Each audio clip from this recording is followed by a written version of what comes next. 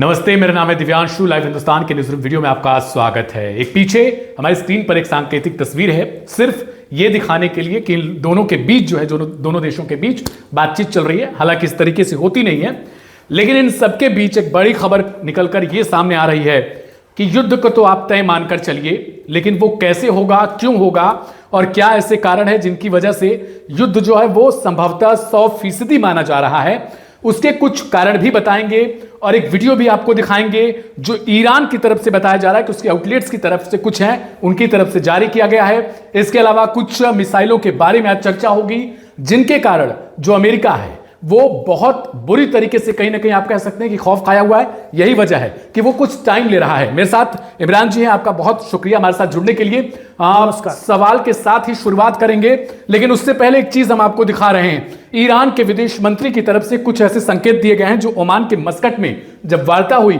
उसके बाद क्या कुछ निकलकर सामने आया, उसमें साफ तौर पर उन्होंने कहा है कि युद्ध के लिए जो प्रेशर बनाया जा रहा है ईरान के ऊपर, ईरान उससे पीछे नहीं हटेगा। उसने साफ तौर पर ईरान ने कहा है कि वह दबाव में झुकने वालों में से नहीं है और कोई भी दूसरा ईरान पर हुक्म नहीं चला सकता। यानी मस्कट में कुछ तो ऐसी चीज हुई है। दूसरी स्लाइड प्ले करेंगे।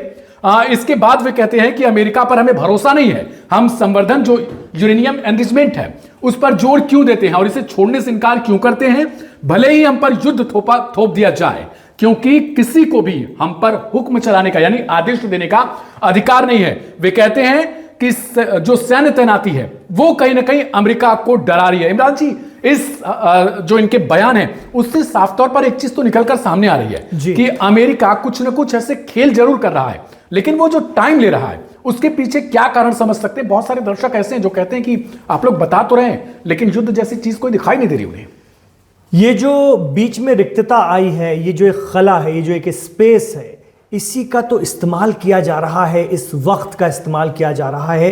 कहा जा रहा है कि इस्राइल, मेरी बात पे गौर कीजिएगा, इस्राइल और अमेरिका इसी बीच दोनों अपनी उन जंगी तैयारियों को मजबूत कर रहे हैं। जो ये टाइम, इसको हम टाइम पास करना भी इसलिए कह सकते हैं क्योंकि इस तरह की बातचीत का खुद ईरान भी मानकर चल रहा है कि बहुत ज़्यादा मुस्बत या सकारात्मक नतीजा नहीं निकलेगा। उसकी वजह है दिव्यांशु, बातचीत हो रही है न्यूक्लियर को लेकर के, और असली दिक्कत इस्राइल की क्या है कि अपना मिसाइल प्रोग्राम कंट्रोल करो, उसको कम करो या लंबी दूरी की मिसाइल मत बनाओ। ईरान ने कहा है वो तो हमारा हक है, हमारी सिक्योरिटी के लिए हम बनाएंगे और इस्राइल के वजूद को हम नहीं मानते। तो जब इतनी बड़ी बात दोनों देशों के बीच में हो रही है, ना तो इस्राइल के कहने से ईरान अपना मिसाइल प्रोग्राम बंद कर देगा और ना ही वो इस्राइल के वजूद को कभी मानेगा। ऐसी स्थिति में आप अमेरिका के साथ न्यूक्लियर का बहाना लेकर टाइम कितना भी पास कर लें और उसके बीच में इस्राइल और अमेरिका अपनी युद्ध तैयारियों को भरपूर तरीके से अंजाम दे दें, ये दुनिया जान रही है। सभी जो एक्सपर्ट हैं एक सुर में इस बात को कहते हैं, आप निश्चित जानिए और ये है कि 100% हमला होगा। न्यूक्लियर बातचीत टूटेगी ही टूटेगी, क्योंकि ये न्यूक्लियर बातचीत से बढ़कर मेन शर्त है मिसाइल प्रोग्राम रोको, क्योंकि उससे इस्राइल को सबसे बड़ा खतरा लाहक है और ईरान वो नहीं करेगा, इसलिए युद्ध होकर रहेगा। तो सभी अपनी अपनी तैयारियों के लिए समय ले रहे हैं और चाहे वो ईरान हो, मैं ईरान की भी बात करूंगा, वो भी वक्त ले रहा है और बाकी उसके दोनों दुश्मन तो ले ही रहे हैं। बिल्कुल, कुछ मिसाइल के स्लाइड हम आपको प्ले करके दिखाएंगे जिससे अमेरिका को खौफ है। और इस बात को मानकर चलिए, ये कोई ऐसी बात नहीं है जिसको हम अतार्किक तौर पर कह रहे हैं। इसके पीछे का कारण समझिए। पिछले कुछ दिनों पहले जो जून के महीने में जब 12 दिन का युद्ध हुआ था, उससे पहले भी आपने देखा था वार्ता के नाम पर किस तरीके से, इसके आगे है वो स्लाइड, किस तरीके से वार्ता के नाम पर दिन खींचे गए। बातचीत चल रही थी, लेकिन जैसे ही लगता है सकारात्मक हो रही है, इस्राइल ने तुरंत दावा बोल दिया। और यही कारण है, इसके भी पीछे एक बार और चलिए, तमाम जो स्लाइड दिखाई देंगी उसमें वो कारण थे। और इस बीच भी जो चल रही है वार्ता, देखिए किस तरीके से वार्ता की जाती है। ये मिसाइलें हम आपको दिखा रहे हैं, ईरान का खुर्रम शहर 4, यही जो सबसे ज्यादा हाईलाइट है। 2000 किलोमीटर तक की इसकी रेंज है। इसके कवर में इस्राइल प्लस जो है यूएस के बेसिस आते हैं। इसके अलावा दूसरी दिखाइए, वो तमाम जो मिसाइलें हैं, ये ड्रोन है। इसके अलावा बहुत 3 मिसाइलें करीब करीब मेरे ख्याल से हैं, उसको प्ले करिए। ये देखिए ये गदर मिसाइल है, गदीर नाम है या फिर गदर है इसके? इसको गदीर कहते हैं, गदीर, हाँ, ईद गदीर, हाँ, जो एक बहुत ऐतिहासिक घटना है, उसके नाम पर इसका नाम रखा गया है, गदीर जी। इसकी भी रेंज बताई जाती है 2000 किलोमीटर, और ये सब MRBM है, यानी मीडियम रेंज की बैलिस्टिक मिसाइल है, जो बहुत तेज होती हैं, निशाने बहुत सटीक तौर से लगाती हैं, और यही कारण है जो अमेरिका और इस्राइल वो जो है टाइम ले रहे हैं। इसके अलावा भी बहुत सारी मिसाइलें हैं, वो भी हम आपको दिखाते चलेंगे। वो सारी मिसाइलें कहीं ना कहीं जो अमेरिका के लिए और इस्राइल के बेसिस है। कुछ ड्रोन भी हम आपको दिखा दे रहे हैं, शाहिद 136, शाहिद 129, इसके अलावा मोहजेर 6, कुछ स्पेसिफिकेशन ऐसे जो तमाम तरीके के जो वीडियोस आते रहते हैं, हमने देखा, भी एक वीडियो भी प्ले करेंगे जी। तो इन सब के बारे में कुछ ऐसी चीजें जो लगता है कि ईरान जो जिस तरीके से वो करता है, बहुत कम, मेरे ख्याल से बहुत कम लागत में बनाई जाती हैं, लेकिन इनका उपयोग बहुत सतर्क होता है, जिस तरीके से। और ये सारी चीजें तैयार हो रही हैं, तैयार हैं, अपने अपने टारगेट इन्होंने सेट करके रख लिए हैं, और ये जो तैयारी है, इसी के लिए जो वक्त चाहिए था वो ईरान को भी मिल गया है। ऐसा नहीं कि सिर्फ अमेरिका और इस्राइल तैयारी के लिए वक्त ले रहे हैं, ईरान भी वो वक्त बाकायदा ले रहा है, और इस तरह के तमाम जो उनके एडवांस हथियार हैं उनके जखीरे में, वो अपने अपने मोर्चों पर तैनात कर दिए गए हैं जी। बिल्कुल। इसके अलावा मैं एक वीडियो हम आपको डायरेक्ट दिखाते हैं, वो वीडियो प्ले करिए। ये वीडियो देखिए आप, इसको हम फुल स्क्रीन करेंगे अभी कुछ टाइम में। ये वीडियो देखने के बाद आपको समझ में आएगा कि आखिर किस तरीके से जो ईरान की तरफ से ड्रोन है, वो सीधे तौर पर ये जो USS अब्राहम लिंकन है, उनका न्यूक्लियर पावर्ड है, हम बार बार बताते हैं, जो सबसे ज्यादा शक्तिशाली माना जाता है। अमेरिका को शायद इससे बहुत ज्यादा गर्व है कि वो इसी जंगी बेड़े को ईरान के साइड उसने भेजा है।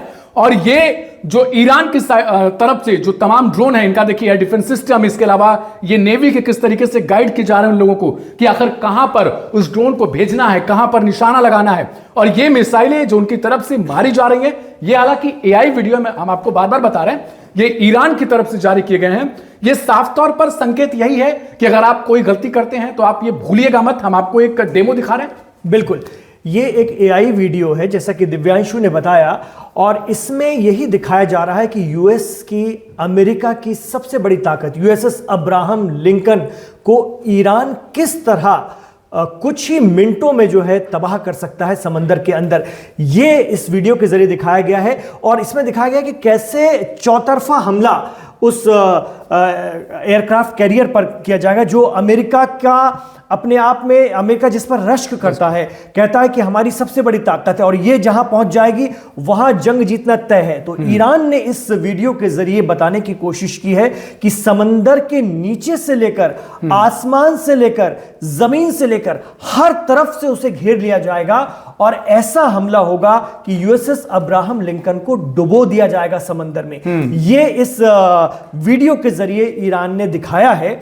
और ये भी जानकार कहते हैं कि ये तो सिर्फ एक वीडियो है, वो भी AI वीडियो है, ईरान की ताकत उससे भी कई गुना। आप देखिए, जमीन से जो समंदर के किनारे हैं वहां से मिसाइलें चलेंगी, गदीर होंगी, फतेह होंगी, और तमाम तरह की मिसाइलें होंगी, खुर्रम शहर होंगी। इसके अलावा जब मिसाइलें अटैक करेंगी, भगदड़ मच जाएगी, और इससे पहले कि अमेरिका कुछ रिएक्ट कर पाए या उनके सैनिक कुछ रिएक्ट कर पाए जो USS अब्राहम लिंकन पर मौजूद हैं, उसके बाद ईरान ड्रोन से हमला कर देगा। ये देखिए, ड्रोन, ईरानी ड्रोन अचानक से आते हैं, वो हमला कर देगा। और ये दिखाया जा रहा है कि किस तरह से अमेरिकी सैनिकों को हिरासत में लेकर के IRGC यानी पासदारान इस्लाम के जवान लेकर चले जाएंगे। तो ये एक तरह से वो रणनीति दिखाने, देखिए जब युद्ध की स्थिति बनती है किसी भी, और इसी से आप समझ सकते हैं जिस तरह के वीडियो जारी हो रहे हैं, क्या शांति काल में या सब कुछ नॉर्मल होता तो ऐसा हो सकता था? तो ये एक मनोवैज्ञानिक दबाव बनाने के लिए भी कोशिश की जाती है दुश्मन पर।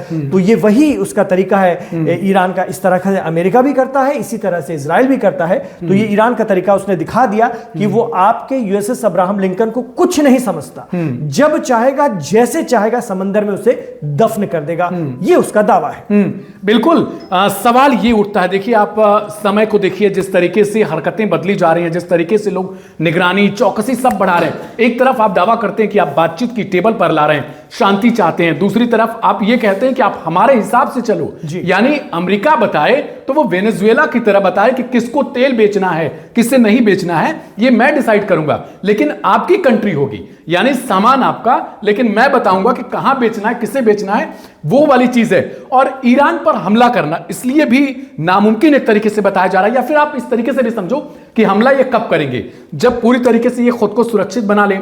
सबसे पहले तो ईरान के उस समय के बयान को समझिए, जब कहा गया था कि अमेरिका के 30,000 सैनिक जो हैं वो हमारे निशाने पर हैं, जो मिडिल ईस्ट में तैनात हैं। अब वहीं से दुखी बढ़ जाती है डोनाल्ड ट्रंप की भी, आप अगर माने या फिर अमेरिका की ही माने, तो उन लोगों के लिए सबसे बड़ा सबक ये हो जाता है कि देखिए पिछली बार हमने देखा था किस तरीके से जो उनके बेसिस पर हमला किया गया था 12 दिन के युद्ध के जवाब में, और उसी के बाद शांति लौट आई थी, यानी बातचीत की शुरुआत भी हो गई थी, और यह कहा गया कि उन्होंने बढ़िया मारा है। डोनाल्ड ट्रंप की तरफ से किस तरीके से बयान, हालांकि वो ये भी कहते कि हमें बता के मारा गया है, उनके कहने का ये भी अर्थ था।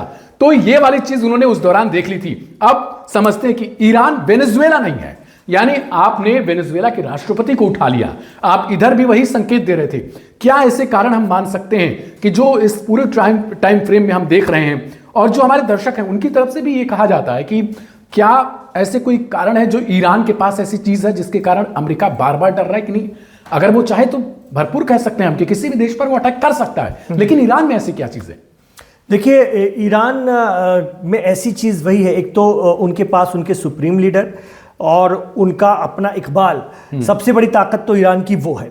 दूसरी बड़ी बात यह है कि 6 तारीख को बात हुई, 7 तारीख को ईरान के जो फॉरेन मिनिस्टर हैं अब्बास अराक्ची, वो अल जजीरा अरेबियन न्यूज़ चैनल पर इंटरव्यू देते हैं, और साफ तौर पर उनका अंदाज है कि अरब देशों सुन लो, अगर कोई भी हमला हुआ, और वो बार बार कहते हैं हमारी आपसे दुश्मनी नहीं है, लेकिन कोई भी हमला हुआ तो हम अमेरिकी बेसिस जो अरब देशों में मौजूद हैं एक को भी नहीं छोड़ेंगे। यानी सीधे तौर पर अरब देशों के ऊपर हमला होगा। जब इतना खुल करके, इतना बता करके, बार बार इस बात को दोहरा करके कोई देश ये बात कह रहा है, तो आप समझ सकते हैं कि उसके पास कितनी बड़ी ताकत होगी या उसकी कितनी जबरदस्त तैयारी होगी। तो दो चीजें, एक तो होता है इकबाल और दूसरा होता है निडरता या बहादुरी, जिसमें ईरान ने अपने को सबसे आगे कर लिया। एक तरह से हम कह सकते हैं कि कोई भी शक्ति आ जाए, कोई भी ताकत आ जाए, हम उससे मुकाबला करेंगे। यही वजह है कि बड़ी ताकतें भी हमला करने से पहले 100 बार सोच रही हैं कि कहीं रूस यूक्रेन युद्ध की तरह हम फंस ना जाएं। 3 साल 3.5 ईरान के पास 8-8 साल तक युद्ध लड़ने का एक तरह से एक्सपीरियंस है। वो युद्ध जब ईरान में नई नई इस्लामिक क्रांति हुई थी, ऐसा लग रहा था कि तब तो ईरान इतना ताकतवर भी नहीं था जितना आज है। उस वक्त ईरान ने 8 साल तक के युद्ध लड़ा और वो युद्ध बराबरी पर खत्म हुआ, न तुम जीते न हम हारे, ये स्थिति में खत्म हुआ। तो ऐसे में जो देश 8 साल तक जंग लड़ने का आदी है, वो क्या अमेरिका के साथ लंबी जंग नहीं चला सकता है? तो यही वजह है कि तमाम उनके दुश्मन बार बार सोच रहे हैं। लेकिन जो रिपोर्ट्स आ रही हैं, जो खबरें आ रही हैं, वो यही है कि इस बार हो सकता है पहले इजराइल हमला कर दे, क्योंकि इजराइल को लग रहा है कि हमारी जो इनका जो मिसाइल प्रोग्राम है वो तो उस पर तो कोई बात हो नहीं रही है। वो यही चाहता था कि अमेरिका उस बात को टेबल पर लाए, लेकिन ईरान ने पहले ही मना कर दिया। तो शायद ये पूरी उम्मीद है, शायद इसलिए कि ये इजराइल भी जानता है कि 12 दिनों की जंग के दौरान उसका क्या हाल हुआ था, लेकिन उसे भी कहीं ना कहीं अपने लोगों को बताना है कि हम ईरान पर असरदार रहेंगे, या कहीं ना कहीं अपने लोगों को, एक बहुत बड़ा तबका है इसराइल के अंदर भी जिन्हें सेटिस्फाइड करना होता है, तो हो सकता है वही पहले हमला कर दे। और जब इसराइल हमला करेगा ईरान पर, तो अमेरिका तो जंग में उलझेगा ही उलझेगा, और ये इसराइल की कोशिश रहती है। बहुत बहुत बड़ी चीज, एक चीज और है, दर्शक भी समझ रहे होंगे, सब लोग जान रहे होंगे, इसराइल हमेशा करके ईरान के खिलाफ बोलते रहता था, वो चाहे नॉर्मल भी डेज क्यों ना हो, लेकिन इस वक्त उनकी तरफ से कोई बयानबाजी नहीं चल रही है। यानी तो या तो वो ये खुद चाहते हैं कि अभी कुछ दिन के लिए शांति ऐसे चलती रहे, हम तैयार होते रहें, वरना इसराइल की तरफ से बयान ना आए, और वो भी शांति के लिए जब बैठक चल रही हो अमेरिका के साथ। यानी आमतौर पर अगर अमूमन हम देखें तो कहीं ना कहीं जो सारी गलतफहमी है वो इसराइल को लेकर ही है। एक तरफ ईरान उनके वजूद को मानता ही नहीं, उन्हें कंट्री तो मानता ही नहीं है। दूसरी साइड इसराइल के लिए सबसे बड़ा खतरा ईरान है, उसके मिसाइल प्रोग्राम है, चाहे वो न्यूक्लियर प्रोग्राम की आप बात कर लो। लेकिन इस बीच में हम देख रहे हैं कि प्रधानमंत्री बेंजामिन नेतन्याहू भी कोई बयान नहीं दे रहे।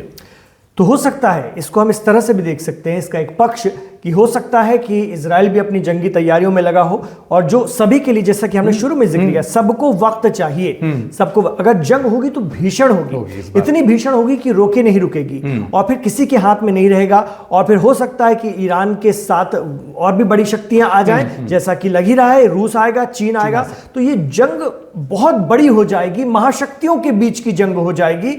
इसलिए सभी को अपनी तैयारियां करनी है, और यही वजह है कि बातचीत का, ये बातचीत तो आप मानकर चलिए कि सक्सेस नहीं होगी, जिस तरह से ईरान का भी रवैया दिखा रहा है, और अमेरिका भी इस वक्त सिर्फ वक्त निकाल रहा है, क्योंकि वो भी जानता है कि उसके पास भी बताने के लिए होना चाहिए कि हम बैठे थे टेबल पर, बात नहीं बनी, इसलिए हमने ईरान पर हमला किया, या इजराइल ने हमला किया तो हमने उसका साथ दिया। एक प्रेस टीवी की अभी आपको स्नैपशॉट दिखाएंगे, आखिर किस तरीके से उनकी तरफ से लगातार बयान दिए जा रहे हैं, ऐसे वक्त में दिया जा रहा है जबकि पहले ही बातचीत चल रही हो। कोई भी देश इस तरीके से इतना ज्यादा अग्रेसिव नहीं होता है जब ऑलरेडी किसी के साथ बातचीत चल रही है, और वो भी अमेरिका जैसे देश के ऊपर।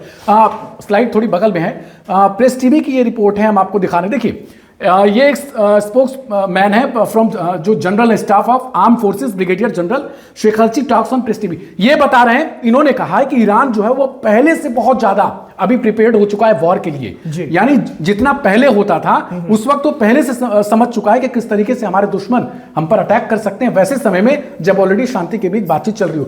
यानी इनकी तरफ से भी एक तरीके से यही बताया जा रहा है कि हम तैयार हैं, अगर आपको जंग छेड़नी है तो छेड़ सकते हो। बिल्कुल, और यही बात आयतुल्लाह अली खामनेई साहब ने भी कहा है। उन्होंने कुछ संबोधन भी दिए हैं बीच में। उनका साफ तौर पर कहना था कि देखिए हम हमारे अंदर कोई भी डिस्टर्बेंस करने की कोशिश करेगा, वो शुरू से कह रहे हैं, और अभी हाल ही में उन्होंने कहा है कि हम एकदम रिएक्ट करेंगे, कोई समझौता इस मामले में नहीं होगा कि आप हमारे अंदरूनी मामलों में दखल दें, हमें गाइड करें कि हमें करना क्या है और क्या नहीं करना है। ये ना हमने पहले बर्दाश्त किया और ना अब बर्दाश्त करेंगे। तो जिस तरह से वहां के सुप्रीम लीडर ये बात कह रहे हैं, तो उससे भी साफ लगता है कि ईरान बिल्कुल तैयार है जंग के लिए। ये सारी कूटनीतिक कोशिशें ईरान भी इसलिए कर रहा है ताकि दुनिया को ये कहने के लिए ना रहे कि आप कूटनीतिक दरवाजे बंद करते हैं, या आप हमेशा आक्रामक रहते हैं, या आप तो जंग के मोड में ही रहते हैं। ऐसा कुछ नहीं है। ईरान का कहना है हम पर खतरा मंडराएगा तो हम हमला करेंगे, और वो करेंगे। या तो हो सकता है, ये भी हो सकता है, जिस तरह से इजराइल की तरफ से खबरें आ रही, हो सकता है ईरान प्रिवेंटिव अटैक कर दे, इजराइल को एकदम से मार दे, फिर उसके बाद जंग शुरू हो जाए। ये नहीं, कुछ भी हो सकता है आने वाले 8-10 दिनों में, या उससे जल्दी भी। ठीक है, एक अंतिम स्लाइड आपको दिखाएंगे। इराक के बगदाद में जो अमेरिकी एम्बेसी है उस पे 7 तारीख को हालांकि एक हमला हुआ है। ये देखिए, ये खबर है जो है मेहर न्यूज एजेंसी ईरान की, उसकी तरफ से the US embassy in Iraq says controlled explosion occurred at one of its diplomatic facilities in Baghdad. मतलब एक तरीके से इसको कंट्रोल कर लिया गया, इस तरीके की ये विस्फोट था। लेकिन सवाल ये उठता है, उस वक्त में हमने उस 12 दिन की जंग से पहले भी देखा था, ईरान में एक विस्फोट हुआ था, वो भी यूएस एम्बेसी में, और उसके कुछ दिन बाद ही इस तरीके की चीजें निकलकर सामने आई। इस वक्त अगर जो भी छोटी से छोटी भी घटना होती है दोनों देशों के बीच में, चाहे वो उनके एयरबेस का हो, उनकी एम्बेसी का हो, तो वो कहीं ना कहीं इसी से कनेक्ट किया जाएगा। तो क्या हम इराक की इस घटना को भी इससे कनेक्ट कर सकते हैं? बिल्कुल बिल्कुल। इराक के अंदर में तो अमेरिकन बेसिस हैं ही, और अगर वहां पर किसी तरह का कोई नुकसान हो रहा है, कोई हलचल हो रही है इस तरह की, तो उससे ईरान को वो भी जोड़ रहे होंगे। और क्योंकि इराक के अंदर में ईरान समर्थित जो संगठन है, हाँ, जिन्हें प्रॉक्सी कहा जाता है, वो बहुत ज्यादा ही सक्रिय हैं। आपको दिव्यांशु हो सकता है यकीन ना हो, लेकिन अगर बहुत स्टडी करें तो पाते हैं कि जो इराक है वो एक तरह से ईरान बन चुका है सांस्कृतिक रूप से, ताकत के रूप में। सबको ईरान का इस कदर प्रभाव है इराक के अंदर में सद्दाम हुसैन की मौत के बाद से, यानी पिछले लगभग हम पकड़ लें 16-17 सालों में बहुत तेजी से ईरान ने अपना प्रभाव इराक के अंदर बनाया है। उसकी वजह है वहां पर जो उनकी हज़दुश्शाबी, जैसे पॉपुलर मोबिलाइजेशन फोर्स कहा जाता है, वो बहुत एक्टिव है, और कई मौकों पर उसने इराक को भी बचाया है, खासतौर से ISIS के खतरे से, दाइश के खतरे से। ऐसे में अमेरिका, देखिए कितनी अजीब बात है, उसी इराक के अंदर अमेरिका भी मौजूद है, उसी इराक के अंदर ईरान समर्थित तमाम फोर्सेस भी हैं, और यही वजह है कि चीजें बैलेंस रहती हैं, मतलब संतुलन में रहती हैं, किसी को हावी होने का मौका नहीं मिलता। लेकिन ईरान ने अंदर ही अंदर इतना ज्यादा काम कर लिया है इराक के अंदर में। उसकी एक वजह भी है क्योंकि वहां पर दो बहुत बड़े श्राइन हैं, करबला और नजफ। तो वहां पर ईरानियों का आना जाना लगा हुआ है, उनकी व्यवस्थाओं को भी ईरान देखता है इराक के साथ मिल करके। उनकी सिक्योरिटी का जिम्मा भी ईरान और इराक ने मिलकर उठाया है। ऐसे में अगर हम देखें तो कहीं ना कहीं अगर अमेरिका के किसी सेंटर में जो इराक के अंदर मौजूद है किसी भी तरह का कोई नुकसान हो रहा है तो उसके लिए ईरानी फोर्सेस जो वहां पर ईरान हिमायती फोर्सेस है, जो उनके प्रॉक्सी हैं, वो कहीं ना कहीं उसके पीछे हो सकते हैं। इससे कोई इनकार शायद ही करे। बिल्कुल, शुक्रिया आपका। ऐसी चीजें होती रहती हैं, लेकिन उसमें खास तौर पर आप देखिएगा अमेरिका का अगर कोई नुकसान होता है तो वो जानकारी सार्वजनिक तौर पर देता ही नहीं है। यही कुछ इस्राइल का भी असर होता है कि उसके यहाँ क्या हो रहा है, कैसे हो रहा है, और खास तौर पर अगर उनको पता चलता है कि ईरान की तरफ से कुछ ऐसा हुआ है जिससे हमें हानि पहुंची है तो वो उसको लेकर अंदर अंदर कुछ कर रहे होते हैं, लेकिन सार्वजनिक तौर पर ऐसी जानकारी वो नहीं देते। एम्बेसी में जो कुछ हुआ उसमें क्या कैजुअलिटीज हुई उसके बारे में कोई भी डिटेल प्रोवाइड नहीं कराई गई, और इसकी वजह से अब माना यह जा रहा है कि आने वाले समय में आप इस बात को नोट करके चलिएगा कि युद्ध तो करीब करीब तय है, शांति की कोई उम्मीद नहीं है, क्योंकि समय खींचना और एक तरीके से पूरे मिडिल ईस्ट में जिस तरीके से अमेरिकी सेना है उसे लेकर कोई ना कोई हर दिन कदम उठाया जा रहा है। कभी सेंट्रल कमांड के जो अधिकारी हैं वो दौरा कर रहे हैं और उस युद्धपोत पे जिसे लेकर पहले से ही बवंडर मचा हुआ। फिलहाल आज की इस चर्चा में इतना ही। आपको क्या लगता है उसे जरूर बताइएगा। इमरान जी का बहुत शुक्रिया हमारे साथ जुड़ने के लिए। आप दर्शकों को क्या लगता है उसे लिखिएगा जरूर, और क्या हमला आपको लगता है कि वास्तव में सच में ये जो खबरें निकल कर आ रही हैं उनमें कोई जान है, उसे जरूर बताइएगा। मेरा नाम है दिव्यांशु, आप सभी को शुक्रिया, नमस्ते।